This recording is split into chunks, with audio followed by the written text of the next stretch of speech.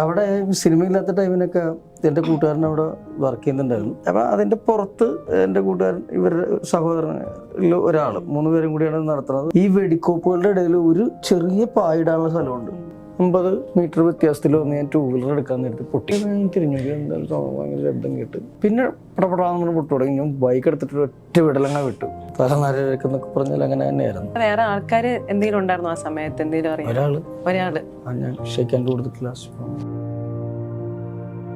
Trivandrum lodge 2012 സംഭവിച്ചുകൊണ്ടാണ് ഇന്ന് നമ്മളിവിടെ ഇരിക്കുന്നത്. അതർവൈസ് ഞാൻ വാഷ് ഔട്ട് ആയിരുന്നു 100%. കണ്ണില് മാത്രമുള്ള അഭിനയം പറഞ്ഞു. എല്ലാരും കൂടെ കണ്ണിനെ പറ്റി പറഞ്ഞു പറഞ്ഞേ എനിക്കിപ്പോ കാഴ്ചയൊക്കെ കുറഞ്ഞു തുടങ്ങി. ഇങ്ങനെ വായിച്ചോണ്ടിരുന്ന ആള് ഇപ്പൊ ഇങ്ങനെയൊക്കെ പിടിക്കണം. ഞങ്ങളുടെ കൂട്ടത്തില് പ്രോഗ്രാമിൽ വന്ന 2 ഗായികമാര്, അവരുടെ കൂടെ 2 അച്ഛന്മാരുണ്ട്. അപ്പൊ എന്റെ കൂടെ ഇരുന്ന് വെച്ച കൂട്ടുകാരൻ പറയുകയാണ്, ഈ ഗായികയുടെ അച്ഛന്റെ അഹങ്കാരത്തെക്കാൾ കുഴപ്പമാണ് മറ്റു ഗായികയുടെ അച്ഛന്റെ വിനീത സ്വഭാവം.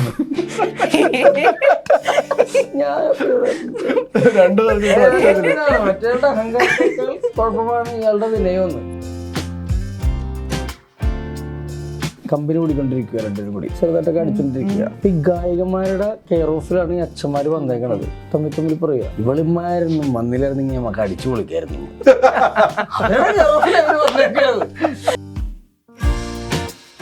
എനിക്ക് ഏറ്റവും കൂടുതൽ കോമ്പിനേഷൻ മണിക്കുട്ടിയായിട്ടും പശുവായിട്ടും.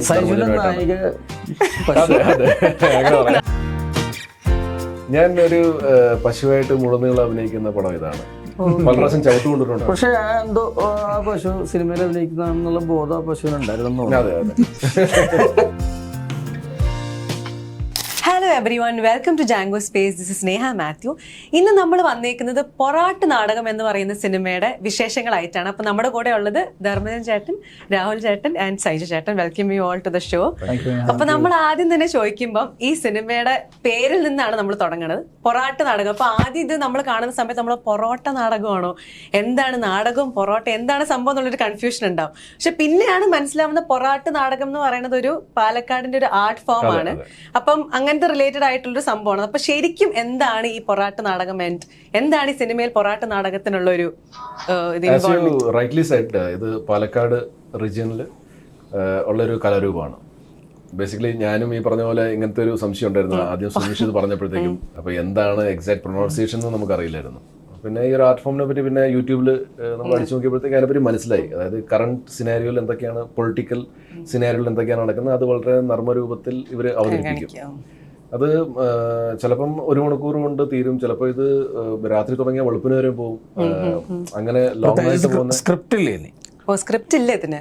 അവര് എന്താണെങ്കിലും പൊളിറ്റിക്കൽ എന്ത് പറഞ്ഞാലും അതിന് ചിലപ്പോൾ ഡബിൾ മീനിങ് ഒക്കെ ഉണ്ടാവും. കുറെ വടക്കൻ കേരളത്തിലാണ് കൂടുതൽ ഇത് കണ്ടുവരുന്നത്. അപ്പൊ അങ്ങനെ പോകുന്ന ഒരു കലാരൂപമാണ്. അപ്പൊ ഈ പാലക്കാടിലെ മെയിൻ ആയിട്ട് ഈ സിനിമ പ്രമേയം പാലക്കാടാണല്ലോ. അപ്പൊ നിങ്ങൾക്ക് ആ സ്ലാങ് പഠിക്കാനൊക്കെ ആയിട്ട് ഇങ്ങനെ ഉണ്ടായിരുന്നോ? അപ്പം പൊറാട്ട് നാടകം കളിക്കുന്ന ആളായിട്ട് കാണിച്ചിരിക്കുന്നത് ധർമ്മജന്റെ ക്യാരക്ടറാണ്.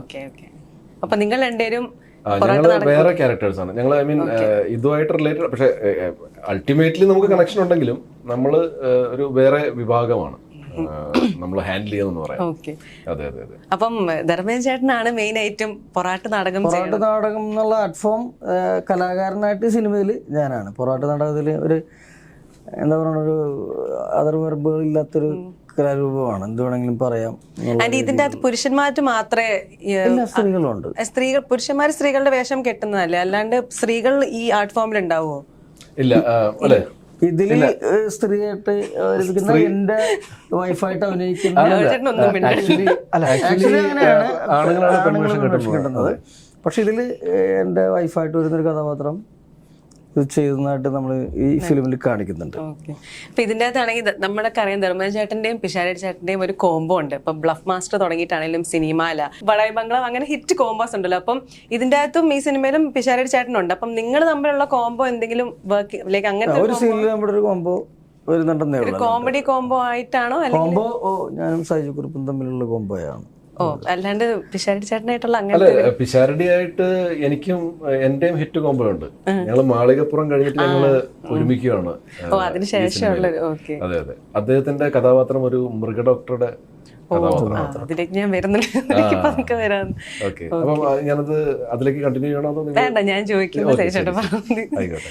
പിന്നെ രാഹുലേട്ടാ, അപ്പൊ രാഹുലേട്ടന്റെ കഥാപാത്രങ്ങൾ നമ്മൾ നോക്കുകയാണെങ്കിൽ ഇപ്പൊ പാപ്പിന്റെ അകത്താണെങ്കിലുള്ള സിനിമാ നടനായിട്ടാണെങ്കിലും ഇപ്പൊ കള്ളക്കാമുകനായിട്ട് അങ്ങനെ കുറെ ഡിഫറെന്റ് ആയിട്ടുള്ള ക്യാരക്ടേഴ്സ് ഉണ്ട്. ഇപ്പൊ പള്ളിയിലച്ഛനായിട്ട്, അനിയനായിട്ട്, അപ്പൊ ഡിഫറെന്റ് ക്യാരക്ടേഴ്സ് ആണ്. അപ്പം ഇതിന്റെ അകത്തെ ക്യാരക്ടർ എന്ന് പറയണത് എന്താണ് ശരിക്കും പറഞ്ഞാൽ? ഇതിന് നല്ല ഡിഫറെന്റ്.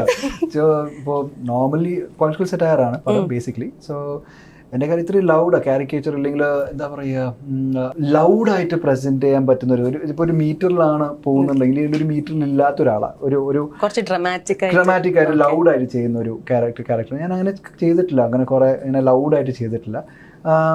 സമകാലീനമായിട്ടുള്ള കാര്യങ്ങളാണ് സിനിമ പറയുന്നത്. പക്ഷെ ഇയാൾ ഒരു സമകാല ബോധം ഇല്ലാത്തൊരുത്തനാണ് ബേസിക്കലി. സോ അങ്ങനെ ഒരു കുറച്ചുകൂടെ എളുപ്പമായിരുന്നു. ഞാൻ അങ്ങനെ ചെയ്യാത്തതുകൊണ്ട് എനിക്ക് അറിയില്ല അത് എങ്ങനെയാണ്. ഞാൻ അങ്ങനെ ചെയ്തിട്ട് ഞാൻ കുറെ അങ്ങനെ ചെയ്യാത്തതുകൊണ്ട്, ഞാൻ അങ്ങനെ ചെയ്ത് കാണാത്തതുകൊണ്ട്. പിന്നെ ഡയറക്ടർ സിദ്ദീഖ് സാറിന്റെ ഒരു അസോസിയേറ്റ് ആണ്, അപ്പോൾ അവരാണല്ലോ ജഡ്ജ്മെന്റ്. സോ അവർക്കത് ബോധ്യപ്പെട്ടു. സോ അതിന്റെ ഒരു ധൈര്യത്തിലാണ് ഞാൻ ഇരിക്കുന്നത്. നിങ്ങൾ ഇനി കണ്ടിട്ട് പറയണം. I think it's A very കാണേണ്ട ഒരു പടമാണെന്ന് തോന്നുന്നു ഇപ്പോഴത്തെ ഒരു ടൈമിൽ.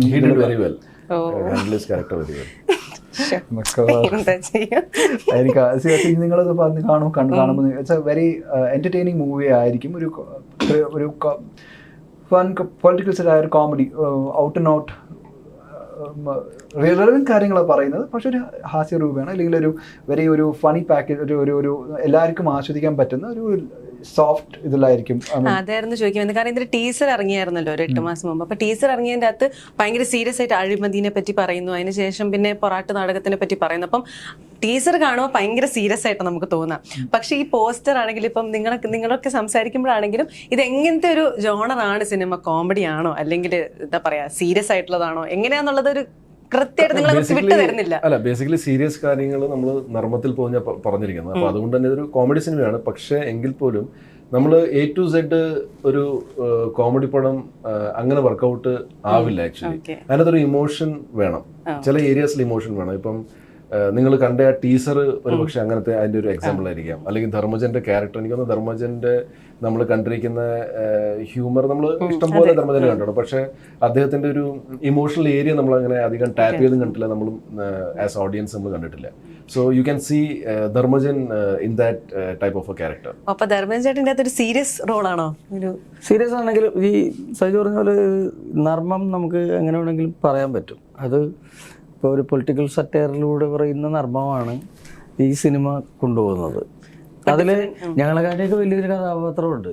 അത് ഒരു പശുക്കുട്ടിയാണ്, മണിക്കുട്ടി എന്ന് പറയുന്ന പശുക്കുട്ടിയാണ് ഒരു മെയിൻ റോൾ. കാരണം ഇതിന്റെ ഇപ്പം ടൈറ്റിൽ കാർഡിലാണെങ്കിലും ഫുൾ പശുവിന്റെ വാലും കൊമ്പും അതൊക്കെയാണ്. അപ്പം ഈ എല്ലാ പോസ്റ്റേഴ്സിനകത്താണെങ്കിലും പശു, കിളികള്, അപ്പൊ ഇങ്ങനെ മൃഗം റിലേറ്റഡ് ആയിട്ടുള്ള ഒരു കോൺസെപ്റ്റും കൂടെ ഉണ്ടോ അതിനകത്ത്? എനിക്ക് ഏറ്റവും കൂടുതൽ കോമ്പിനേഷൻ മണിക്കുട്ടിയായിട്ടും പശുവായിട്ടും.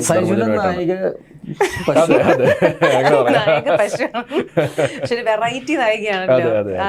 ആദ്യമായിട്ടായിരിക്കില്ലേ ഒരു നായിക പശുവായിട്ട്? ഞാൻ ഒരു പശുവായിട്ട് മുഴുനീളം അഭിനയിക്കുന്ന പടം ഇതാണ്. പല പ്രാവശ്യം ചവിട്ട് കൊണ്ടിട്ടുണ്ട്. ആടായിട്ട്, പക്ഷെ അതിന്റെ അതൊരു ടീം ഉണ്ടായിരുന്നു. ശരിയാണ്, ആടായിട്ട് പശുവായിട്ട് ആദ്യമായിട്ടാണ്. പശുവായിട്ട് നല്ല ഒരു പാവം പശു കേട്ടോ, നല്ലൊരു പശു, ഒരു ഭയങ്കര സാധുവായിട്ടുള്ള ഒരു പശു. ചെറുതായിട്ട് ചവിട്ടൊക്കെ തരുന്നതല്ല, ചവിട്ട് അത് മലപ്പുറം തരുന്നതല്ല, അത് നമ്മളിങ്ങനെ പുറകെ നിൽക്കുമ്പോൾ ചവിട്ടുന്നതല്ല. ഇതിനെ നമ്മൾ കൊണ്ടുപോകുമല്ലോ. അപ്പം അതറിയാവുന്ന ആൾക്കാർക്ക് കുറച്ച് വിട്ട് പോകണമെന്നൊക്കെ അറിയാം. നമ്മള് ചില സമയത്ത് ഇത് നമ്മൾ ചിലപ്പോൾ കൂടുതൽ അടുക്കും, അപ്പൊ അങ്ങനെ കിട്ടുന്നതാണ്. പിന്നെ ഇവര് ലൊക്കേഷൻസ് കണ്ടുപിടിച്ചതൊക്കെ സ്ക്രീനിൽ കാണാൻ ഭയങ്കര രസമാണ്. പക്ഷേ എന്റെ ദൈവമേ, ഒരിടത്ത് ചെന്നിട്ട് എന്റെ കാലത്ത് ഇത്രയും ചെളിയിൽ പൂണ്ടുപോയി. അവിടെയാണ് നമ്മൾ ഷൂട്ട് ചെയ്യുന്നത്, മനസ്സിലായില്ലേ? എന്നിട്ട് വിരലിന്റെ ഇടയിൽ മൊത്തം ചെളി, ആ ചെളി എത്ര കളഞ്ഞിട്ടും അത് പോകുന്നില്ല. ഐ മീൻ അത്രയും ഒരു ഇതായിട്ടുള്ള, പക്ഷെ സ്ക്രീനിൽ ഭയങ്കര രസമാണ്. അവിടെ ചെളിയാകുമ്പോൾ മനസ്സിലാവില്ല,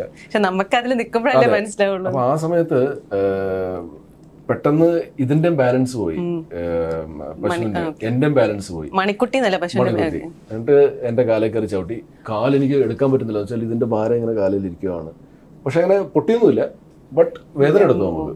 അങ്ങനെ രണ്ട് മൂന്ന് പ്രാവശ്യം പക്ഷെ പാവാണ് മലപ്പുറം ചെയ്യുന്നതല്ലല്ലോ. മലപ്പുറം ചെയ്യുന്നതല്ല, ശരിയാണ്. അപ്പൊ ഇത് ട്രെയിൻഡ് ആയിട്ടുള്ള പശുവായിരുന്നോ? എനിക്ക് സംശയങ്ങൾ ഇടതൊക്കെ. ട്രെയിൻഡ് ഒന്നും അല്ല. ഓക്കെ. പക്ഷെ എന്തോ ആ പശു സിനിമയിൽ അഭിനയിക്കുന്നതാണെന്നുള്ള ബോധം ആ പശുവിനുണ്ടായിരുന്നു. അതെ അതെ. And no animals were harmed in this shooting. നമ്മള് പൊന്നുപോലെയാണ് നോക്കിയത്. നല്ല പോലെ ആക്ച്വലി ഹാം കിട്ടിയത് നമുക്കാണ്. പക്ഷെ അത് കുഴപ്പമില്ല. ആനിമൽസിന് ഒന്നും ഒരു ഉപദ്രവമൊന്നും ഇല്ലാണ്ട്. ആനിമൽസ് കുറച്ചു പേരുണ്ട് ഇതിനകത്ത്. പശു മാത്രല്ല എന്താന്നല്ല പറഞ്ഞത്, സ്നേഹിക്കാൻ ഒരുപാട് പേരുണ്ടായിരുന്നു അതിനെ. എല്ലാരും അതിനെ അതേപോലെ സ്നേഹിക്കുമായിരുന്നല്ലോ. അതിൻ്റെ ഒരു തൊഴുത്ത് തന്നെ കിട്ടിയിരുന്നു. സിനിമയ്ക്കായിട്ടുള്ള സെറ്റ് ആയിട്ടായിരുന്നു. അവിടെ തന്നെയായിരുന്നു. അത് നല്ലൊരു രസമുള്ള ഒരു തൊഴുത്തായിരുന്നു. അവിടെ വേണമെങ്കിൽ നമുക്കും എന്താണ് ബെഡ്ഷീറ്റ് വെച്ച് കിടക്കാം. അത്രയും നല്ല സെറ്റപ്പിൽ. ഓക്കെ. രാവിലേട്ടൻ മിണ്ടാണ്ടിരിക്കുന്നോണ്ട് ചോദിക്കുകയാണ്, ഒന്നും മിണ്ടാത്തോണ്ട്. രാവിലേട്ടൻ നമുക്ക് എല്ലാവർക്കും അറിയാം പൃഥ്വിരാജിന്റെ വലിയ ഫാൻ ബോയ് ആണെന്ന് ഉള്ള രീതി നമുക്കറിയാം. അപ്പം കുറെയൊക്കെ പൃഥ്വിരാജേട്ടന്റെ പടത്തിൽ അഭിനയിച്ചിട്ടുണ്ട്. അപ്പം ഇനി നമുക്ക് എമ്പുരാനിലെങ്ങാനും എക്സ്പെക്ട് ചെയ്യാൻ പറ്റുമോ? എനിക്ക് നിങ്ങളെ പോലെ ആഗ്രഹമൊക്കെ ഉണ്ട്. പക്ഷേ ആസ് ഓഫ് നൗ അങ്ങനെ ഇല്ല. Nothing on the cards right now. രാജുവിന് വലിയ കാര്യമാണ് ഓബ്വിയസ്ലി. നല്ല ടാലൻറ്റഡ് ആണ്. ടാലൻറ്റ് എന്ന് പറയുന്നത് ഞാൻ ചെയ്യുന്ന ജോലി എന്നെക്കാളും എളുപ്പത്തിലും നല്ല രീതിയിലും കുറച്ച് സമയത്തിനകത്ത് പ്രസൻറ്റ് ചെയ്യുന്ന ഒരാൾ. ഇപ്പോൾ അല്ലേ, ഇപ്പോൾ എൻ്റെ അടുത്തൊരു ഡയലോഗ് അല്ലെങ്കിൽ എന്നെ പറഞ്ഞു കഴിഞ്ഞാൽ ഞാൻ കുറച്ച് ഇഫ് ഐ ടേക്ക് 2 ദിവസമോ ഒരു 5 മിനിറ്റിൽ പറയും. അത് നമ്മൾ ചെയ്യുന്ന ഏറ്റവും എളുപ്പത്തിൽ നല്ല രീതിയിൽ ചെയ്യുന്ന ഒരാളാണ്. അങ്ങനെ പിന്നെ സ്ട്രേറ്റ് ഫോർവേഡ് ആണ്. സോ ഐ ഈസിയാണ്. നമുക്ക് കൂടെ നിൽക്കും ഇൻസ്പയറിംഗും കൂടെ. ആബ്സല്യൂട്ട്ലി. ഒറ്റൊരു കാര്യമുള്ളൂ തലയിൽ സിനിമ. അത് വിട്ടിട്ട് എൻ്റെ end of day will come back to that. നിങ്ങളിപ്പോൾ ഫ്രീ ടൈമിൽ സംസാരിക്കുവാണെങ്കിലും അത് പലതും സംസാരിക്കും, പക്ഷെ അവസാനം ഒന്ന് നിൽക്കുന്നത് സിനിമയായിരിക്കും. ആ ഷോട്ടായിരിക്കും, അല്ലെങ്കിൽ അവിടെ അടുത്തൊരു കാര്യമായിരിക്കും. പുള്ളി അഭിനയിക്കുമ്പോഴും അങ്ങനെയാണ്, ആ ഷോട്ടിൻ്റെ കാര്യമായിരിക്കും. അങ്ങനെ സോ വെരി ഇൻസ്പയറിംഗ് സിനിമയാണ്. സോ ജീവിതം സിനിമയാണ്. Easy, straightforward, very easy going, very comfortable to what you see is what you get. നമ്മൾ കാണുന്നതാണ്. സോ അതിനകത്ത് nothing to hide. ധർമ്മേന്ദ്രൻ ചേട്ടാ, നമ്മൾ ഈ മേഖലയിൽ നിൽക്കുന്ന സമയത്ത് ഇപ്പം കുറെ ട്രാവൽ ചെയ്യും, കുറെ അനുഭവങ്ങളൊക്കെ ഉണ്ടാവുമല്ലോ. അപ്പം കുറച്ചു കാലം മുമ്പ് ധർമ്മേന്ദ്രൻ ചേട്ടന്റെ ഒരു ഇൻസിഡന്റ് ഉണ്ടായിരുന്നു. വരാപ്പുഴയിൽ ധർമ്മേന്ദ്രൻ ചേട്ടന്റെ വീടിന്റെ അടുത്തായിട്ട് ഒരു ബ്ലാസ്റ്റ് നടന്നിട്ടുണ്ടായിരുന്നു. അപ്പം ധർമ്മേന്ദ്രൻ ചേട്ടൻ തൊട്ടടുത്തുണ്ടായിരുന്നു. അത് കുറച്ച് മാറി കഴിഞ്ഞപ്പോഴാണ് നടന്നത്. അപ്പം നമ്മളിങ്ങനെ പറയുമല്ലോ, തലനാഴിയൊക്കെയാണ് നമ്മൾ രക്ഷപ്പെട്ടെന്നുള്ള രീതിയിൽ പറയുമല്ലോ. അപ്പൊ അതെന്താണ് സംഭവം? ശരിക്കും എന്തായിരുന്നു നടന്നത്? അവിടെ സിനിമയില്ലാത്ത ടൈമിനൊക്കെ എൻ്റെ കൂട്ടുകാരൻ അവിടെ വർക്ക് ചെയ്യുന്നുണ്ടായിരുന്നു. പിന്നെ ഒരു വലിയ തറവാടായിരുന്നു. അതിൻ്റെ ഉള്ളിലാണ് സാധനങ്ങളൊക്കെ ശേഖരിച്ച് വെച്ചതും അതൊക്കെ ഉണ്ട്. പിന്നെ തൊട്ടുപുറകിൽ വേറൊരു പുരയും കൂടെ ഉണ്ട് ഇതൊക്കെ ശരിയാക്കുന്നതാണ്. അപ്പം അതിൻ്റെ പുറത്ത് എൻ്റെ കൂട്ടുകാരൻ ഇവരുടെ സഹോദരനിൽ ഒരാൾ, 3 പേരും കൂടിയാണ് നടത്തുന്നത്. അതിൽ ഒരാൾ വേറെ ജോലിക്കാരനാണ്, മരപ്പണിയും കാര്യങ്ങളൊക്കെ ഉണ്ട്. അപ്പോൾ അവിടെ ഞാൻ പോയിരിക്കും. ഈ വെടിക്കോപ്പുകളുടെ ഇടയിൽ ഒരു ചെറിയ പായിടാനുള്ള സ്ഥലമുണ്ട്. അവിടെ പോയിട്ടാണ് ഞാൻ കിടക്കണത്. ഈ വെടിക്കോപ്പുകളുടെ നടുക്കാണ് കിടക്കണത്. ഒരു ഫാനും ഉണ്ട്. ഇടയ്ക്ക് ഞാൻ അവിടെ ഇരിക്കും. അല്ലാത്ത സമയത്ത് ഞാൻ വെറുതെ അവിടെ കിടക്കും. ഉണ്ണാറാകുമ്പോൾ വീട്ടിലോട്ട് എണീറ്റ് പോകും. അങ്ങനെയൊക്കെ ആയിരുന്നു. അതിനിടയ്ക്ക് എൻ്റെ അമ്മ മരിച്ചു. അതിൻ്റെ സഞ്ജയനെ വിളിക്കാൻ വേണ്ടിയിട്ട് ഞാൻ ഈ വീടിൻ്റെ അകത്തോട് കയറിയിട്ട് ആ വീടിൻ്റെ തറവാടിൻ്റെ പുറകിൽ കൂടി കയറി അപ്പുറത്ത് വീട്ടിൽ പോയി സഞ്ജയനും രണ്ടാമത്തെ വീടാണ് വിളിക്കുന്നത്. അത് വിളിച്ച് കഴിഞ്ഞിട്ട് ഇങ്ങോട്ട് വന്നപ്പോൾ അവിടെ ഒരാൾ മരണപ്പെട്ടായിരുന്നു. അദ്ദേഹത്തിനെ കണ്ട് സംസാരിച്ച് പുറത്തേക്ക് ഇറങ്ങി ഞാൻ 2 വീലറിനാണ് വന്നത്. 50 മീറ്റർ വ്യത്യാസത്തിൽ വന്ന് ഞാൻ 2 വീലർ എടുക്കാൻ നേരത്തെ പൊട്ടി. തിരിഞ്ഞു എന്തായാലും ഭയങ്കര ശബ്ദം കേട്ട് പിന്നെ പടപടാന്ന് പൊട്ടു തുടങ്ങി. ഞാൻ ബൈക്ക് എടുത്തിട്ട് ഒറ്റ വിടലങ്ങ വിട്ടു. ഞാൻ തറവാട് മണ്ണായിപ്പോയി. നമ്മുടെ നാടോടിക്കാറ്റില് ലാലേട്ടൻ മറ്റേ ഉന്തുവണ്ടിയില് പച്ചക്കറി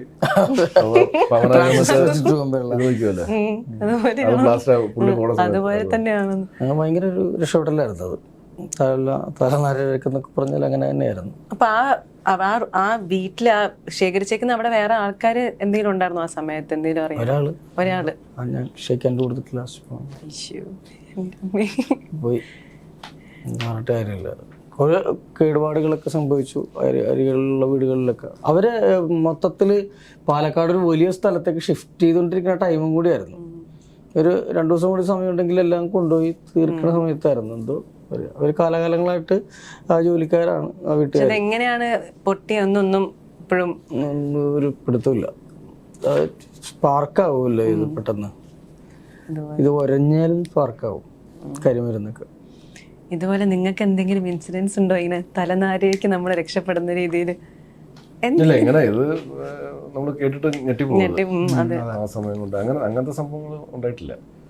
ദൈവഭാഗ്യം കൊണ്ട്. നമ്മൾ അറിയാത്തതാണെന്നറിയില്ല, ഇനി വേറെ എന്തെങ്കിലും വരാനിരുന്നത് നമ്മള് അല്ലേ, നമ്മൾ ഒരിടത്തേക്ക് പോകാൻ വേണ്ടി പ്ലാൻ ചെയ്തു. അപ്പൊ ചിലപ്പോൾ പോയിരുന്നെങ്കിൽ എന്തെങ്കിലും സംഭവിച്ചേനെ, പക്ഷെ നമ്മൾ പോയില്ല, നമുക്കറിയില്ല. അത് ശരിയാണ് കേട്ടോ. നമ്മൾ ചില സമയത്തൊക്കെ നമ്മൾക്ക് അങ്ങനെയാണ് രക്ഷപ്പെടുന്നത്. പിന്നെ ഇപ്പം സൈജു ചേട്ടൻ്റെ ആണെങ്കിലും ആദ്യം സൈജു ചേട്ടൻ്റെ കരിയറിൻ്റെ ആദ്യം കാലങ്ങളിൽ കുറേ ഇങ്ങനെ സീരിയസ് റോൾസ് ആയിരുന്നു ചെയ്തുകൊണ്ടിരുന്നത്. അപ്പം എനിക്ക് പേഴ്സണലി തോന്നി കേട്ടോ, സൈജു ചേട്ടൻ്റെ കണ്ണാണ് ഭയങ്കര പ്രത്യേകതയാണ്. ഇപ്പം സീരിയസ് റോൾസ് ആണെങ്കിലും കോമഡി റോൾസ് ആണെങ്കിലും എനിക്ക് തോന്നിയിരിക്കുന്നത് സൈജു ചേട്ടൻ്റെ കണ്ണിലാണ് എന്തോ ഒന്ന് ഉള്ളത്. അപ്പം ആദ്യം സീരിയസ് റോൾസ് ചെയ്തിട്ട് കണ്ണിൽ മാത്രമുള്ള അഭിനയം പറഞ്ഞു. അല്ല, അതല്ല, എല്ലാരും കൂടെ കണ്ണിനെ പറ്റി പറഞ്ഞേ എനിക്കിപ്പോ കാഴ്ചയൊക്കെ കുറഞ്ഞു തുടങ്ങി. ഇങ്ങനെ വായിച്ചോണ്ടിരുന്ന ആള് ഇപ്പൊ ഇങ്ങനെയൊക്കെ പിടിക്കണം. അതിന് ഞാൻ ഉത്തരവാദി. അപ്പോൾ ആദ്യം ഇങ്ങനെ സീരിയസ് റോൾസ് ചെയ്ത് വനിതാ ഫിലിം അവാർഡ്സിൽ ചേട്ടന് ബെസ്റ്റ് കൊമേഡിയൻ ആക്ടർ കിട്ടിയ സമയത്ത് ചേട്ടനൊരു ഒരു സ്പീച്ച് പറഞ്ഞിട്ടുണ്ടായിരുന്നു. ചേട്ടൻ്റെ അപ്പയ്ക്ക് ഭയങ്കര ആഗ്രഹമായിരുന്നു ഒരു കൊമേഡിയൻ ആവണം എന്നുള്ളത്. അപ്പോൾ ഈ ഷിഫ്റ്റ്, അപ്പോൾ ആ സമയത്ത് ചേട്ടൻ്റെ ഒരു വിശ്വാസമില്ലായ്മ ഉണ്ടായിരുന്നു, എനിക്ക് കോമഡി ചെയ്യാൻ പറ്റുമോ, എനിക്ക് ചെയ്യാൻ പറ്റുമോ എന്നുള്ളൊരു രീതിയിൽ. അപ്പോൾ ഈ ഷിഫ്റ്റ് ശരിക്കും എപ്പോഴാണ് നടന്നത്? ഇപ്പം നമുക്ക് ഡ്രൈവ് ലൈസൻസ് ആണെങ്കിലും കുറേ സിനിമകളുണ്ട് ചേട്ടൻ്റെ ഭയങ്കര ഹ്യൂമറസ് ആയിട്ടുള്ള ക്യാരക്ടേഴ്സ്. അപ്പോൾ ആ ഷിഫ്റ്റ് എങ്ങനെയാണ് ശരിക്കും നടന്നത്? ശരിക്കും നടന്നതെന്ന് വെച്ചാൽ എനിക്ക് നല്ല എഴുത്തുകാരുടെ കഥാപാത്രങ്ങൾ അവതരിപ്പിക്കാൻ കിട്ടി. അവർ നന്നായിട്ട് എഴുതി, ഫിലിം മേക്കേഴ്സ് നല്ലപോലെ മേക്ക് ചെയ്തു, നല്ല പ്രൊജക്ട്സിൽ എനിക്ക് ഭാഗമാകാൻ പറ്റി. ഇപ്പോൾ ഫോർ എക്സാമ്പിൾ ഇപ്പം ധർമ്മജന പോലെയുള്ള ആൾക്കാർ, ധർമ്മജനൊക്കെ ഇൻസ്റ്റന്റ് ഹ്യൂമർ ഓട്ടോമാറ്റിക്കലി വരും, ബിക്കോസ് അത് ദൈവത്തിന്റെ അനുഗ്രഹമാണത്. ഇപ്പം പിഷാരടി ആയാലും അല്ലെങ്കിൽ ഇപ്പം നമ്മുടെ റൈറ്റർ സുനീഷ് വാരനാട്, ഇവർക്കൊക്കെ ഇൻസ്റ്റന്റ് ഇങ്ങനെ വന്നുകൊണ്ടേയിരിക്കും. അപ്പോൾ ആ ഒരു സംഭവം എനിക്കില്ല.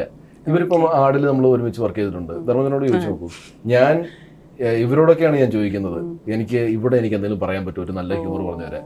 എന്നുവെച്ചാൽ എനിക്കത് ഡെവലപ്പ് ചെയ്യാൻ പറ്റില്ല. ഞാൻ ഇപ്പം ധർമ്മജനായാലും അല്ലെങ്കിൽ വിജയ് ബാബു, മിഥുൻ, ഇവരോടൊക്കെ ഞാൻ ചോദിക്കുന്നത്. ജയസൂര്യ ഒരുപാട് എന്താണ് ഹ്യൂമറസ് ഡയലോഗ്സ് എനിക്ക് തന്നിട്ടുണ്ട്. എന്നിട്ട് ഞാനത് പറഞ്ഞിട്ട് ഇപ്പം ഹിറ്റായിട്ടുണ്ട്. നമ്മൾ പോലും അറിയാതെ അധോലോകമായി മാറിക്കഴിഞ്ഞു. ഷാജി ടൈബിള്, ഇതൊക്കെ ജയസൂര്യയുടെ കോൺട്രിബ്യൂഷൻസ് ആണ്. അപ്പം എനിക്ക് അങ്ങനെ കുറച്ച് ഇത് കിട്ടി. ഇപ്പോൾ ട്രിവാൻഡ്രം ലോഡ്ജാണ് എനിക്ക് ഫസ്റ്റ് ടൈം ഞാനത് അറ്റംപ്റ്റ് ചെയ്യുന്നത്.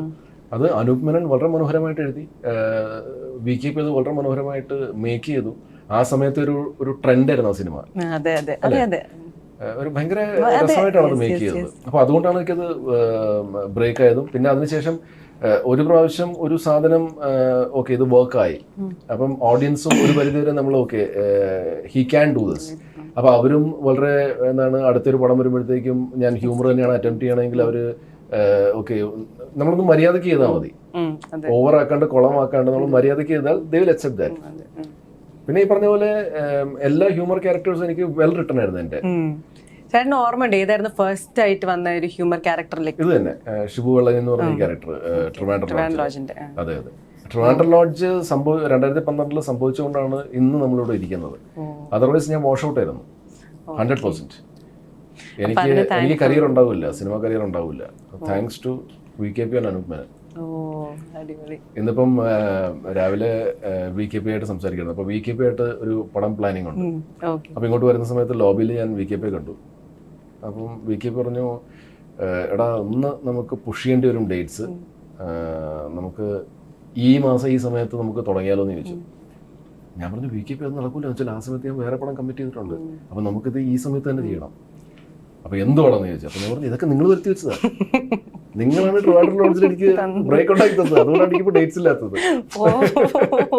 അങ്ങനെ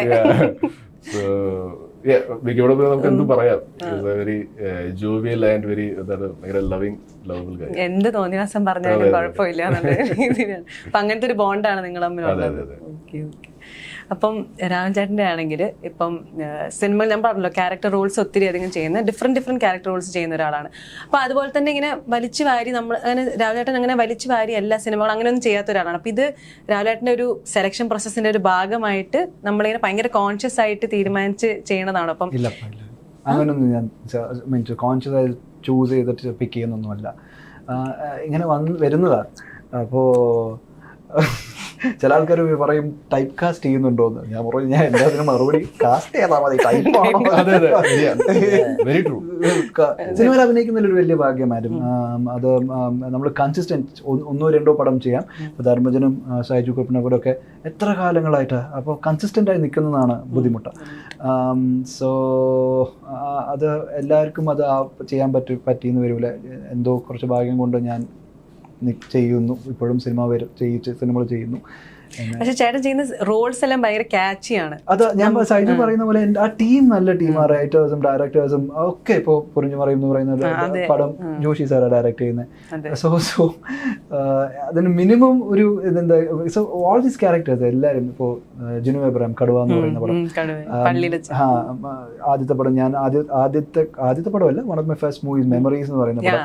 അത് രാജുവിന്റെ ഒരു ചെറിയൊരു റോളാണ്. സോ അത് നോട്ടീസ് ചെയ്യപ്പെടുന്നത് ജിത്തു ജോസഫ് അതിന്റെ റൈറ്ററും ഒക്കെ അത് പ്രസന്റ് ചെയ്യുന്ന രീതിയും ഇവരൊക്കെ നല്ല ആൾക്കാർ ആ ടീമിലുള്ളത് കൊണ്ട് നമ്മുടെ മുമ്പിൽ നിൽക്കുന്നു. മെമ്മറീസ് നമ്മൾ ഭയങ്കരമായിട്ട് ഓർക്കും. ഞാൻ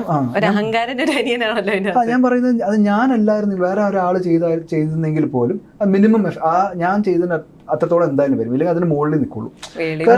ഇല്ല, കാരണം സിനിമ ഡയറക്ടറുടെ മീഡിയം ആണെന്ന് വിശ്വസിക്കുന്ന ഒരാളാണ് ഞാൻ. അപ്പോൾ നമ്മളവിടെ നിൽക്കുന്നു എന്തോ കാരണം കൊണ്ട്. ഞാൻ ഇതിനു മുമ്പ് പറഞ്ഞ നമ്മളൊക്കെ കംഫർട്ടബിൾ ആണ്, നമ്മളോടൊരു ഇഷ്ടമുണ്ട്, അതുകൊണ്ട് ഞാൻ നിൽക്കുന്നു എന്നല്ലാണ്ട് അതിൻ്റെ അപ്പുറത്തേക്ക് എനിക്ക് തോന്നിയിട്ടില്ല. ഞാൻ അങ്ങനെ വലിയ ഞാൻ കുറേ ആൾക്കാരോട് വർക്ക് ചെയ്യാൻ പറ്റിയിട്ടുള്ള ഭാഗ്യം എനിക്കുണ്ട്. അപ്പോൾ ഞാൻ പറഞ്ഞല്ലോ ടാലൻറ്റഡ് ആയിട്ടുള്ള. അപ്പോൾ ഞാനിപ്പോൾ ഞാൻ പറഞ്ഞുകൊണ്ടിരിക്കുക, ഞാൻ സ്റ്റേജ് ഷോന് എപ്പോഴും US-ലോട്ടോ എവിടെയെങ്കിലും ഒക്കെ സ്റ്റേജ് ഞാൻ എന്തായാലും പോകും. എന്നെ വിളിച്ചാൽ ഞാൻ എന്തായാലും, കാരണം നമ്മൾ അവിടെ പോകുമ്പോഴാണ്. ഇപ്പോൾ ബിജുവേട്ടൻ്റെ കൂടെ പോയി, സുരാജേട്ടൻ്റെ കൂടെ പോയി, അവരൊക്കെ അസാധ്യ കലാകാരന്മാർ. കോമഡി സ്റ്റേജിലാണ് ഒരു ആക്ടർ പെർഫോമൻസ് പ്രിപ്പയർ നിൽക്കുന്നത് എന്ന് വെച്ചാൽ ഇവിടെ ഡയറക്റ്റുള്ള ആക്ഷനില്ല, കട്ടില്ല, കയ്യിൽ നിന്ന് പോയ പുള്ളിനെ മാനേജ് ചെയ്യണം. അപ്പോൾ നമ്മളൊക്കെ പാടും, ഡാൻസ് ചെയ്യും, എന്ത് വേണം, നാടൻ പാട്ട് ആ ഓഡിയൻസിനെ കൈകാര്യം ചെയ്യും. അപ്പം നമ്മളൊക്കെ കാണും, നമ്മളിപ്പോൾ ഡയലോഗ് തന്നു, ഞാനൊരു 10 ദിവസം കണ്ട് പാടിച്ച് വന്നിട്ടും പിന്നെ 3-4 ഡേക്ക് പോകും. അപ്പോൾ സ്റ്റേജാണ്. അപ്പം ഞാൻ ധർമ്മജൻ പിഷാരടി ഇതിൽ സുനീഷ് വാര്യനാണ് ഈ പടത്തിന്റെ സ്ക്രിപ്റ്റ് റൈറ്റർ. എത്രയോ പടങ്ങൾ, എത്രയോ ഷോസിന് പുള്ളിയുടെ ഇൻപുട്സ് കൊടുത്തിട്ടുണ്ട്. അസാധ്യ കലാകാരൻ. ഒരു 1.5 മണിക്കൂർ സ്റ്റാൻഡപ്പ് കോമഡി നിന്നിട്ട് ഒറ്റയാള് വൺ മാൻ ഷോ നിന്നിട്ട് ചെയ്യും. ലൈവായിട്ട് ചെയ്യാൻ വേറെ ഒരു കൈൻഡ് ഓഫ് ഒരു എക്സാക്ട്ലി. സോ നമുക്ക് അതിനുള്ള എനിക്ക് ചെയ്യാൻ പറ്റുമെന്ന് ഒരിക്കലും ഇല്ല. എനിക്ക് എന്തുകൊണ്ടോ എന്തോ ഭാഗ്യം കൊണ്ടൊക്കെ ഇങ്ങനെ നിൽക്കുന്നു എന്നല്ലാണ്ട് ഞാൻ എനിക്കും നിങ്ങൾ ചോദിക്കുന്ന പോലെ എങ്ങനെയാന്ന് വെച്ചാൽ I have no idea. I am very lucky എന്ന് വിശ്വസിക്കുന്നു. എനിക്ക് തോന്നുന്നില്ല. പിന്നെ ഞാൻ ഇന്റർപ്റ്റ് ചെയ്തു സൈജു പറയുമ്പോൾ. അല്ല, ഞാൻ പറഞ്ഞത് ഇപ്പം പുള്ളി പറഞ്ഞില്ലേ ആ കഥാപാത്രം വേറെ ആക്ടർ ചെയ്തിരുന്നെങ്കിലും അത് ഓക്കെ ആണെന്ന്. ഇത് തന്നെ ഞാനും എൻ്റെ ഇപ്പം ഷിബു വെള്ളൻ എന്ന് പറഞ്ഞ ക്യാരക്ടർ അതിൻ്റെ ഇപ്പം എന്നെയല്ല പ്ലേസ് ചെയ്ത് വേറൊരാളെയാണ് പ്ലേസ് ചെയ്തതെങ്കിൽ അയാൾക്കത് ഓക്കെയാണ്. വെച്ചാൽ വെൽ റിട്ടൺ, വെൽ മെയ്ഡ് ആണ്. മനസ്സിലായില്ലേ? ഇത് നിങ്ങൾ എളിമെന്ന് പറഞ്ഞുകൊണ്ട് ഞാൻ അതിന്റെ ഇടയ്ക്ക് അല്ല, അത് ദാറ്റ്സ് ഓക്കെ. നമുക്കതിനെ പെട്ടെന്ന് ഫീൽ ചെയ്യും. But it's not that. നമുക്ക് വളരെ വ്യക്തമായിട്ട് അറിയാം അത് വെൽമെയ്ഡ് ആയതുകൊണ്ട് തന്നെയാണ്. ബിക്കോസ് ഞാൻ ജീവിതത്തിൽ കോമഡി പറയാത്ത ആളാണ്, പക്ഷേ എനിക്ക് ബെസ്റ്റ് കോമഡിയൻ അവാർഡ് കിട്ടി. So how did this happen? Because അതൊക്കെ വളരെ ഗംഭീരമായിട്ടുള്ള റൈറ്റേഴ്സ്, വളരെ ഗംഭീരമായിട്ടുള്ള ഫിലിം മേക്കേഴ്സ് ചെയ്ത് വെച്ച സിനിമകളിൽ നമ്മൾ ഭാഗമായതാണ്. നമുക്ക് എല്ലാവർക്കും നമുക്ക് ഗുണം കിട്ടിയത് we were all part of some major movies, mainstream movies. അപ്പോൾ അതുകൊണ്ട് തന്നെ so we are lucky enough. എല്ലാ ദിവസവും രാവിലെ എണീറ്റ് കഴിഞ്ഞാൽ പ്രാർത്ഥന, എല്ലാ ദിവസവും താങ്ക് യു ദൈവത്തിന്, താങ്ക് ഗോഡ് നമ്മളെ ഇവിടെ വരെ എത്തിച്ചല്ലോ. നമുക്ക് സിനിമകളുണ്ടല്ലോ, എത്ര പേര് സ്ട്രഗിൾ ചെയ്യുന്നുണ്ട്. ഇറ്റ്സ് നോട്ട് ദാറ്റ് ചിലപ്പോൾ ഒരുപക്ഷെ നമ്മൾ നമ്മുടെ പാർട്ട് ഓഫ് സ്ട്രഗിൾ ചിലപ്പം ആദ്യ കാലഘട്ടങ്ങളിലായിരുന്നിരിക്കാം, അത് നമ്മളിപ്പോൾ ഫിനിഷ് ചെയ്തുകൊണ്ടായിരിക്കാം. പക്ഷേ സ്റ്റിൽ അറ്റ് പ്രസന്റ് ഇപ്പോൾ നമുക്ക് സിനിമകളുണ്ടെങ്കിൽ we should be thankful for that. And സിനിമകൾ ഉള്ളത് കൊണ്ട് തന്നെ അതിനെ പൂജിക്കുക. അതിന് ഏത് സിനിമയായാലും നമ്മൾ കമ്മിറ്റ് ചെയ്തിട്ടുള്ള ഒരു സിനിമയാണെങ്കിൽ അതിന്റെ കൂടെ നിൽക്കുക എന്നുള്ളതാണ്. അപ്പൊ ചേട്ടൻ മറ്റേ തമാശയുടെ കാര്യം പറഞ്ഞത്, തമാശ പറയാൻ അറിയില്ല. അപ്പൊ ചേട്ടൻ പറഞ്ഞിട്ടുണ്ടായിരുന്നു ചേട്ടന്റെ ഭാര്യയോട് ചിലപ്പോൾ തമാശ എന്ന് ചേട്ടൻ ഉദ്ദേശിച്ച് പറയുന്നതായിരിക്കും, പക്ഷെ അത് ചേച്ചി സീരിയസ് ആക്കി എടുത്തിട്ട് ചിലപ്പോൾ നിങ്ങൾ അടി ഉണ്ടായിട്ടുണ്ടെന്ന്. അങ്ങനെ എന്തെങ്കിലും ഇൻസിഡന്റ് ഓർമ്മ ഉണ്ടോ? ഇങ്ങനെ കാര്യത്തിൽ നമ്മൾ എഫേർട്ട് ഇട്ട് തമാശയൊക്കെ പറയാൻ നോക്കുകയാണ്, പക്ഷെ അപ്പത്തേക്കും തിരിഞ്ഞു മറിഞ്ഞ് വലിയ അടിയായി, പ്രശ്നമായി? അത് ഇപ്പം ഫോർ എക്സാമ്പിൾ അങ്ങനെ സംഭവിച്ചു കാണണം. ഇപ്പം അനു ഒരു ഫുഡ് ഉണ്ടാക്കി, അപ്പൊ യൂട്യൂബിലൊക്കെ നോക്കിയിട്ട് ഭയങ്കര രസമായിരിക്കുമെന്ന് ആണ് അനുവിന്റെ വിശ്വാസം. അപ്പൊ അനു കൊണ്ടുവന്നു. അപ്പൊ അനു ഇത്ര എഫേർട്ട് ഇട്ട കാര്യം എനിക്കറിയില്ല. എന്നെ സംബന്ധിച്ച് ഒരു ഫുഡ് അപ്പൊ ഞാനത് കഴിക്കുന്നു. എനിക്കത് അത്രയും അത് വർക്കായിട്ടില്ല. അല്ല സോറി, വർക്കാത്തത് വേറെ. എനിക്കത് നല്ലപോലെ ഇഷ്ടപ്പെട്ടു. പക്ഷെ ഞാനൊരു തമാശ അടിക്കാൻ ശ്രമിക്കുകയാണ്. അനു ഇതത്ര പോരല്ലോ, അതുകൊണ്ട് ഞാനൊരു വലിയ തമാശ അടിക്കുകയാണ്. എന്താ കുഴപ്പം അമ്മ? എന്തെങ്കിലും കുഴപ്പമുണ്ടോ? ഇല്ല, വളരെ നന്നായിട്ടുണ്ട്. മോളെ എങ്ങനെയുണ്ട്? അമ്മ വെരി നൈസ്. സൈജന് മാത്രം എന്താണ്? അപ്പൊ ഈ സൈജന് മാത്രം എന്താന്ന് പറഞ്ഞോണ്ട് പിന്നെ she will show some anchor. അപ്പൊ എനിക്ക് ഈ ഓടിക്കും. എന്തിനാണ് ഞാനൊരു തമാശ പറഞ്ഞതിന്? അപ്പൊ അത് മനസ്സിലായിട്ടില്ല. അപ്പൊ എന്റെ തമാശയുടെ നിലവാരം അതാണ്. അത് ഞാൻ കുറച്ചുകൂടെ വേറെ രീതിയിൽ എങ്ങനെ പറഞ്ഞാല് അതിനത് കിട്ടും. പക്ഷെ അത് നമ്മൾ പറഞ്ഞു ആക്ച്വലി ഞാൻ ഉദ്ദേശിച്ചത്. അതെ, പിന്നെ അതിലേക്ക് ഞാൻ പോകില്ല. എന്ന് വെച്ചാൽ ഇത് ഓൾറെഡി കുളമായി.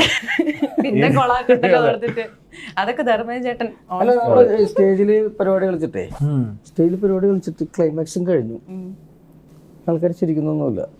എന്നിട്ട് കളിച്ച ആള് സൈഡിൽ പോയിട്ട് മൈക്ക് എടുത്തിട്ട്, അതായത് ഞങ്ങൾ ഉദ്ദേശിച്ചത് മറ്റേ പുള്ളി ഇവിടെ വന്ന് അയാളുടെ മൂന്നക്കിട്ടടിക്കുമ്പോൾ രണ്ടാമതൊരു ക്ലൈമാക്സ് സൈഡിൽ കൂടി പറയുന്നു. അങ്ങനെ വർക്ക്ഔട്ട് ആക്കിപ്പിക്കാൻ നമ്മളപ്പോ ഇരുന്ന് ആലോചിക്കണല്ലോ. നമ്മളൊരു കോമഡി പറഞ്ഞിട്ട് വർക്ക്ഔട്ട് ആയിരിക്കും, നമ്മളെ ചമ്മി പോകാണ്ട് നമ്മളെ പിന്നെ ആലോചിക്കണം. കേൾക്കുന്ന ആളുടെ മൈൻഡോട് ഇരിക്കും. ചില കാര്യങ്ങള് ചിലപ്പോൾ ഭയങ്കര ഒരു ചെറിയ പോയിന്റിലായിരിക്കും കോമഡി ഇരിക്കുന്നത്. അത് മനസ്സിലായില്ലെങ്കിൽ ചിലപ്പോൾ അതേപോലെ ശ്രദ്ധിച്ചില്ലെങ്കിൽ ശരിയാവില്ല. ഇപ്പൊ ഞങ്ങളുടെ കൂട്ടത്തില് പ്രോഗ്രാമിന് വന്ന 2 ഗായികമാര്, അവരുടെ കൂടെ 2 അച്ഛന്മാരുണ്ട്. അച്ഛന്മാര് രണ്ടുപേരും 2 പള്ളിയിലച്ഛന്മാരാണോ അവരുടെ അച്ഛന്മാരാണോ?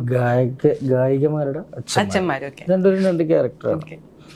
അപ്പൊ എൻ്റെ കൂടെ ഇരുന്ന് വെച്ച കൂട്ടുകാരൻ പറയുകയാണ്, ഈ ഗായികയുടെ അച്ഛൻ്റെ അഹങ്കാരത്തെക്കാൾ കുഴപ്പമാണ് മറ്റ് ഗായികയുടെ അച്ഛൻ്റെ വിനീത സ്വഭാവം.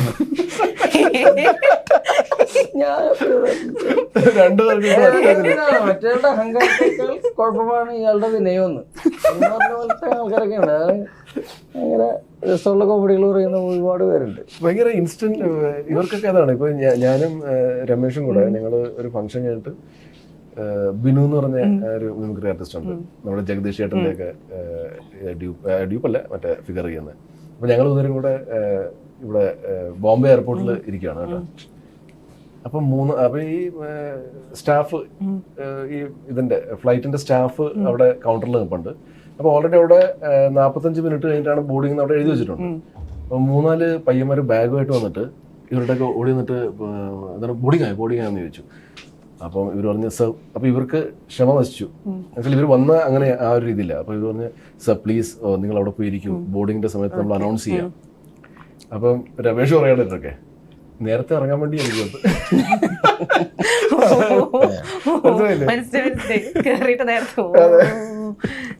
പക്ഷെ ഈ നമ്മള് ചില സമയത്ത് അവർക്ക് ഇത് ചളിയാണോ കാര്യത്തിൽ പറയണോ ഭയങ്കര ആ സിറ്റുവേഷനിൽ നമ്മളത് കണ്ടുപിടിക്കുന്നത്. ഇതാണ് ഈ നമ്മളൊക്കെ ചിലപ്പം ആങ്കേഴ്സ് ക്വസ്റ്റ്യൻ ചോദിക്കാറുണ്ട് ഈ ഷൂട്ടിംഗ് വേളയിൽ നടന്ന എന്തെങ്കിലും കോമഡി പറയാൻ വേണ്ടിട്ട്.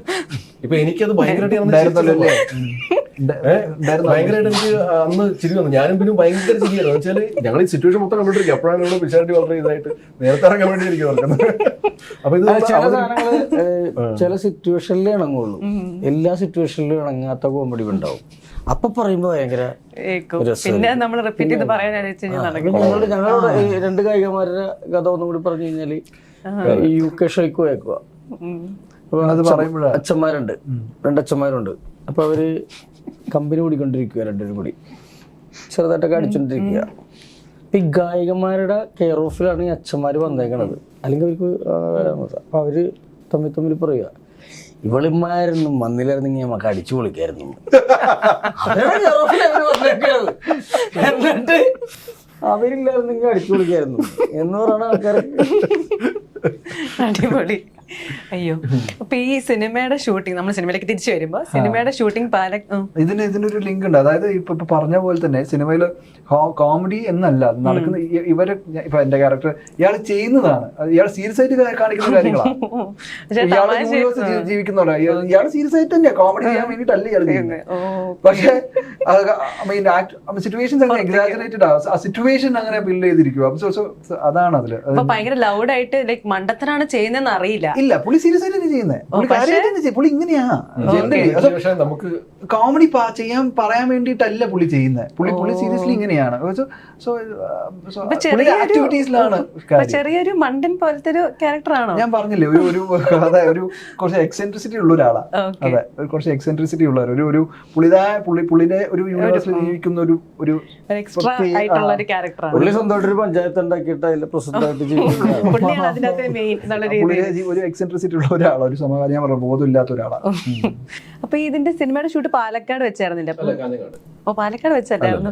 കറക്റ്റ് നിൽക്കുമായിരുന്നു, പക്ഷെ ഒരു ഫ്ലോര് പോയതുകൊണ്ട് ഇനീഷ്യലി പാലക്കാട്. ഞാൻ പാലക്കാട് എനിക്ക് ചൂടിന്റെ കാര്യം. അല്ല, കാഞ്ഞങ്ങാട് വളരെ മനോഹരമായിട്ടുള്ള ലൊക്കേഷനിൽ വെച്ചെടുത്ത സിനിമയാണ്. സിനിമയെ കുറിച്ച് പറയുകയാണെങ്കിൽ നമ്മുടെ ഡയറക്ടർ സിദ്ദിഖ് സാറിന്റെ അവസാന കയ്യൊപ്പ് പൊതിഞ്ഞ ഒരു സിനിമയാണ്.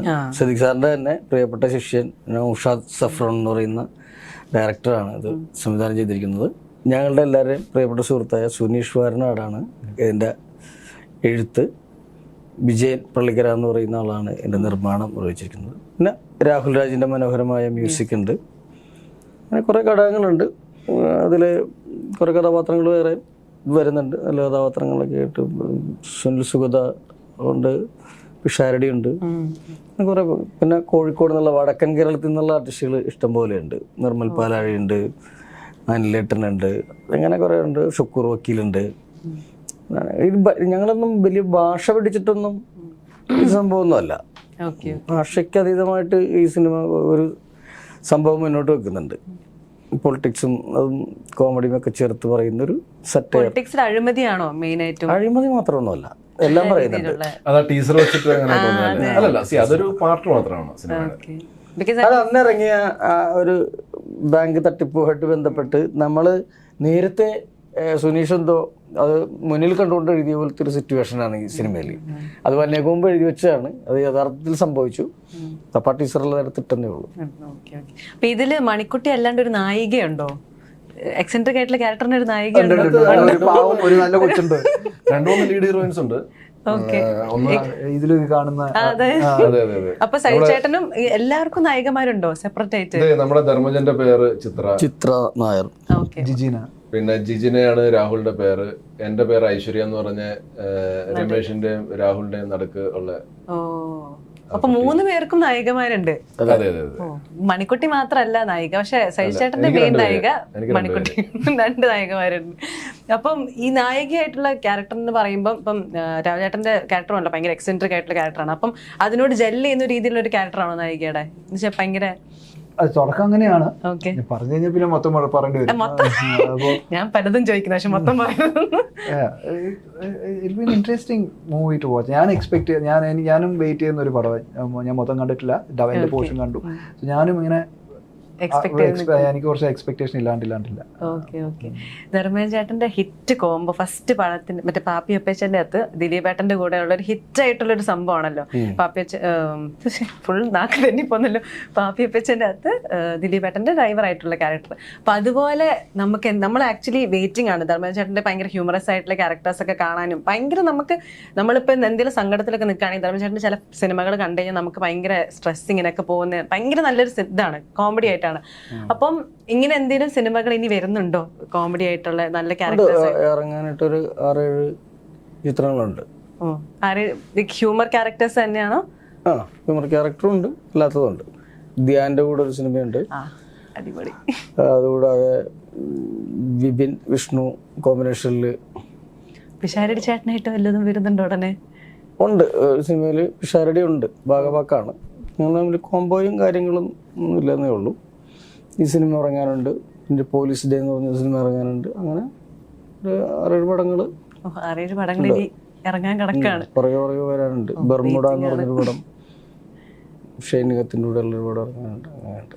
അപ്പം നമ്മുടെ ഒരു മേജർ സിനിമ ഇറങ്ങാൻ പോകുന്നുണ്ട്, ആട് 3 ഇറങ്ങാൻ വെച്ച് തുടങ്ങാൻ പോകണല്ലോ. അപ്പൊ ആട് 3നെ പറ്റി എന്തെങ്കിലും ഒന്ന് പറയണം. എന്താണ് അതിന്റെ പ്രോഗ്രസ്? നമ്മള് ഡിസംബറിൽ ആദ്യം ഒക്ടോബർ പറഞ്ഞു, പിന്നെ ഡിസംബറിലേക്ക് മാറ്റി. ചിലപ്പോ 2 ആട് പോലും ആയിരിക്കൂല, ഒരു വലിയ ആടായിരിക്കും അത്. എന്താ ഒരു വലിയ ആടെന്ന് പറയുമ്പോൾ എന്തെങ്കിലും ഒരു എക്സ്ട്രയും കൂടെ കഥയൊന്നും ഞങ്ങളുടെ അടുത്തില്ല. കഥയില്ല. കാസ്റ്റൊക്കെ അറിയാം, പ്രൊഡ്യൂസറെ അറിയാം, ഡയറക്ടർ റൈറ്ററെ അറിയാം. എന്തായിരിക്കും എല്ലാം അറിയാലോ. വ്യത്യാസം എന്നുള്ള രീതിയിൽ അതിന്റെ സീക്വൽ വ്യത്യാസം അതിന്റെ ഇത് സെയിം വലിയ പടമായിരിക്കും എന്നുള്ളതാണ് ഞങ്ങളുടെ ഒരു അറിവ്. അതെ, വലിയ പടം എന്ന് പറഞ്ഞെങ്കിൽ ബഡ്ജറ്റ് വലിയ അങ്ങനത്തെ രീതിയിലാണോ? അതെ അതെ അതെ. ബഡ്ജറ്റ് പക്ഷെ എന്നാലും എന്തെങ്കിലും കുറച്ചുകൂടെ വൈഡ് ആയിട്ടുള്ള ഒരു ഇൻഫ്രാസ്ട്രക്ചറിലാണത് നിർമ്മിക്കാൻ പോകുന്നത്. പക്ഷെ എന്നാലും എന്തെങ്കിലും കൂടെ വേറെ എന്തെങ്കിലും പറയും. 3D അല്ല, 3D അല്ല, അതൊരു നല്ല ഇൻഫർമേഷൻ. 3D അല്ല, പക്ഷെ അല്ല ആട് മൾട്ടിലിംഗ്വൽ 1, ആട് 2, ആട് 3D അങ്ങനെയായിരുന്നു ഉദ്ദേശിച്ചത്. 3Dയോ? അപ്പൊ ആ 3 മാത്രമേ ഉള്ളൂ, D കളഞ്ഞെന്ന് തോന്നുന്നു. ഓക്കെ. ആട് 3D എന്നായിരുന്നല്ല, ഓ അപ്പൊ അത് മാറ്റി ഇപ്പൊ ആട് 3 എന്നുള്ള രീതിയിലാക്കി. D മാറ്റി. പിന്നെ മൾട്ടിലിംഗ്വൽ അല്ല എന്ന് പറഞ്ഞു. മൾട്ടിലിംഗ്വൽ അല്ല, അല്ല, അല്ല. മലയാളം മാത്രമേ ഉള്ളൂ.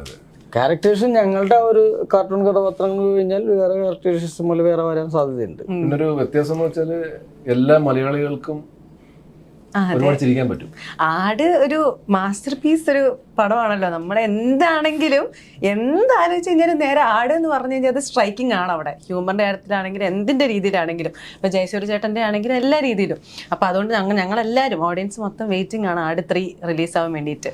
പിന്നെ ആണെങ്കിൽ രാഹുലേട്ടനെ കണ്ടപ്പോൾ, ഞാൻ രാഹുലേട്ടനെ പണ്ട് തൊട്ടേ ഇനീഷ്യലി സിനിമകൾ ഇറങ്ങിയപ്പോൾ തൊട്ടേ നമ്മൾ കാണുമല്ലോ സ്ക്രീനിൽ കാണുമ്പോൾ, അപ്പം തൊട്ട് നമ്മൾ ആലോചിക്കുന്നുണ്ട് രാഹുലേട്ടനെ കാണാൻ ഭയങ്കര സിമിലാരിറ്റി ഉണ്ട് ഒരു ആക്ടറായിട്ട്. അത് കുറേ പേര് പറഞ്ഞിട്ടുണ്ടാവുമായിരിക്കും തോന്നുന്നു. ഫഹദ് ഫാസിലായിട്ട് നല്ല സിമിലാരിറ്റി ഉണ്ട് നമുക്ക് കാണുന്ന സമയത്ത്. ഇപ്പോഴും അങ്ങനത്തെ കോംപ്ലിമെന്റ്സ് കിട്ടാറുണ്ടോ? കുറച്ചൊക്കെ അതെ, മാനറിസം പുള്ളിനെ ക്ലോസ് ആയിട്ട് അറിയാം. എന്നെയും പുള്ളിനെ അറിയുന്ന ആൾക്കാർ പറയും സംസാരിക്കുമ്പോൾ കൂടുതൽ ഇത്തിരി സ്പീഡായിട്ടാണ് സംസാരിക്കുക. അപ്പോൾ ജനറലി അപ്പോൾ അങ്ങനെ പറഞ്ഞിട്ടുണ്ട്. പിന്നെ കമ്പാരിസൺ തുടക്കം മുതലേ ഉള്ള ആദ്യം ജോൺ എന്ന് പറഞ്ഞിട്ട് ഒരു ആക്ടർ ആയിരുന്നു അന്ന് ഞാൻ വരുമ്പോൾ തുടങ്ങുന്ന ധന്യയുടെ ഹസ്ബൻഡ്. ആ നല്ല ആദ്യം അങ്ങനെ എന്നെ വിളിച്ചോണ്ടിരുന്നത്. പിന്നെ പൃഥ്വിരാജിന്റെ അനിയനായി. പിന്നെ കുറച്ച് ആൾക്കാർ ഉണ്ണി എൻ്റെ അടുത്ത് മല്ലു സിംഗ് കാണാൻ പോകുമ്പോൾ ചേട്ടാ നമ്മുടെ 3 പ്രാവശ്യം കണ്ടു എന്ന് പറഞ്ഞു. താങ്ക് യു എന്ന് പറഞ്ഞു. നിങ്ങളുടെ കോംബോയും ഭയങ്കര ഹിറ്റ് ആയിരുന്നല്ലോ ഉണ്ണി ഞാൻ ഒരുമിച്ചാണ് ആദ്യത്തെ പടം നമ്മുടെ മലയാളം സിനിമ ബാങ്കോക്ക് സമ്മർ എന്ന് പറയുന്ന സ്ഥലം എന്റെയും പുള്ളിന്റെയും തുടക്കം അത് തന്നെയായിരുന്നു. സോ അങ്ങനെ ഉണ്ണിയെ നല്ലോണം അറിയാം. ഇപ്പോൾ കുറെ കാലം അങ്ങനെ. പിന്നെ ഈ ഇടക്കാണ് ഇങ്ങനെ ഒരു സിംപിൾസിന്റെ കാര്യം. As A matter of fact ഞാൻ നിങ്ങളെ ഇന്ററപ്റ്റ് ചെയ്തു. സാൻഡ്രയാണ് ആദ്യം പറയുന്നത്. നിങ്ങൾ ആദ്യം ഇങ്ങനെ സാൻഡ്ര തോമസ് ആണ് ആദ്യം പറയുന്നത് ഇങ്ങനെ ചേട്ടനനിയനായിട്ട് ഒരു സിംപ്ലൻസ് ഉണ്ടാകുന്ന. പിന്നെ അത് normal I think as time goes by എപ്പോഴെങ്കിലും നമ്മുടെ പേര്. പക്ഷെ ഭയങ്കര സിമിലാരിറ്റി ഉണ്ട് ചേട്ടൻ സംസാരിക്കുന്ന. എനിക്കൊന്ന് ആക്സെന്റ് ആണെങ്കിലും പറയുന്ന രീതി ആണെങ്കിലും എന്തോ ഒരു സിമിലാരിറ്റി ഉണ്ട്. കാണാനും ഭയങ്കര സിമിലാരിറ്റി ഉണ്ട്. അപ്പൊ എന്തായാലും നമ്മുടെ പടം ഇറങ്ങാണ് August 9. അപ്പം ഓഡിയൻസിനോട് നിങ്ങൾക്ക് എന്താണ് പറയേണ്ടത്? എന്ത് എക്സ്പെക്ട് ചെയ്ത് നമ്മൾ തിയേറ്ററിൽ പോകണം ഇത് കാണുമ്പോൾ? എന്റർടൈനിങ് മൂവി ആയിരിക്കും. നമുക്കിപ്പം നമ്മള് സിനിമ എന്ന് പറഞ്ഞൊരു മാധ്യമത്തിൽ നിന്ന് നമ്മൾ ആഗ്രഹിക്കുന്നത് അല്ലെങ്കിൽ നമ്മൾ കൊടുക്കേണ്ടത് എന്റർടൈൻമെന്റ് ആണല്ലോ. അപ്പോൾ ആ ഒരു എന്റർടൈൻമെന്റ് ഉണ്ടാവും. ഡെഫിനറ്റ്ലി കറണ്ട് അഫയേഴ്സിൽ നമ്മൾ കണ്ടിരിക്കുന്നതും കേട്ടിരിക്കുന്നതും ആയിട്ടുള്ള കുറേ കാര്യങ്ങൾ വെച്ചിട്ടാണ് ഈ സിനിമ ചെയ്തിരിക്കുന്നത്. ഒരു പൊളിറ്റിക്കൽ സട്ടയറാണ്. നേരത്തെ പറഞ്ഞ പോലെ ഹ്യൂമറസ് രീതിയിലാണ് പല സീരിയസ് കാര്യങ്ങളും പറഞ്ഞു പോയിരിക്കുന്നത്. ആൻഡ് ഡെഫിനറ്റ്ലി ഒരു പ്രത്യേക ഒരു ഏജിനെ ടാർഗറ്റ് ചെയ്തിട്ടൊന്നുമല്ല. പക്ഷേ ഫാമിലിയെ ഡെഫിനറ്റ്ലി നമ്മൾ ടാർഗറ്റ് ചെയ്തിട്ടാണ് ഈ സിനിമ ചെയ്തിരിക്കുന്നത്. ഫാമിലിക്ക് ഉറപ്പായിട്ടും ഇഷ്ടപ്പെടും. കുട്ടികൾക്ക് ഡെഫിനറ്റ്ലി കുറച്ച് നമ്മുടെ പശുവും കോഴിയും അങ്ങനെയുള്ള കുറച്ച് കണ്ടത് പോസ്റ്റേഴ്സിലൊക്കെ. അപ്പോൾ അങ്ങനെയുള്ള കുറച്ച് ഇതൊക്കെ ഉണ്ട്. So definitely all age group will like the movie എന്നാണ് നമ്മുടെ ഒരു വിശ്വാസം. അപ്പം എന്തായാലും പൊറാട്ട് നാടകം August 9 ഇറങ്ങും. നിങ്ങളെല്ലാവരും തിയേറ്ററിൽ തന്നെ പോയി ഇരുന്ന് കാണണം. അടിപൊളിയായിട്ടുള്ള പടമാണ്. നിങ്ങൾ ഇന്റർവ്യൂ കണ്ടല്ലോ, അടിപൊളിയായിട്ടുള്ളൊരു പടവും പ്രമേയം ഒക്കെ ആയിട്ടാണ് വരുന്നത്. അപ്പം എന്തായാലും താങ്ക് യു സോ മച്ച് 3 പേർക്കും. Thank you so much for joining me. Thank you.